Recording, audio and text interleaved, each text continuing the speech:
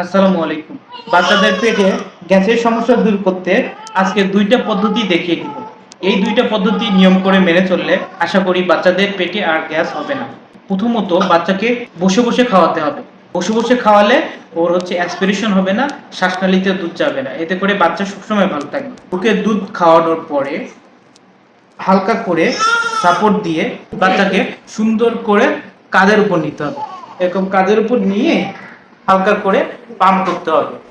Pump করলে ও ঢেকুর তুলবে। এরকম হাত দিয়ে পাম্প করলে ঢেকুর তুললে ওর পেটের গ্যাসের সমস্যা দূর হয়ে যাবে। এটা প্রথম 1 নম্বর পদ্ধতি। 2 নম্বর পদ্ধতি এরকম বাইসাইকেল, এই যে দুইটা এরকম করলে ওর পেটে যদি গ্যাস থাকে তাহলে আস্তে আস্তে গ্যাসের সমস্যা চলে যাবে, পেট ফাঁকা হয়ে যাবে। এই দুইটা পদ্ধতি নিয়ম করে মেনে চললে আপনার বাচ্চার পেটে গ্যাস হবে না, পেট ফাঁপা থেকে মুক্তি পাবে এবং বদহজমের মতো সমস্যা দূর হবে। ভিডিওটি শেয়ার করে রাখুন, আশা করি আপনার কাজে লাগবে। ধন্যবাদ।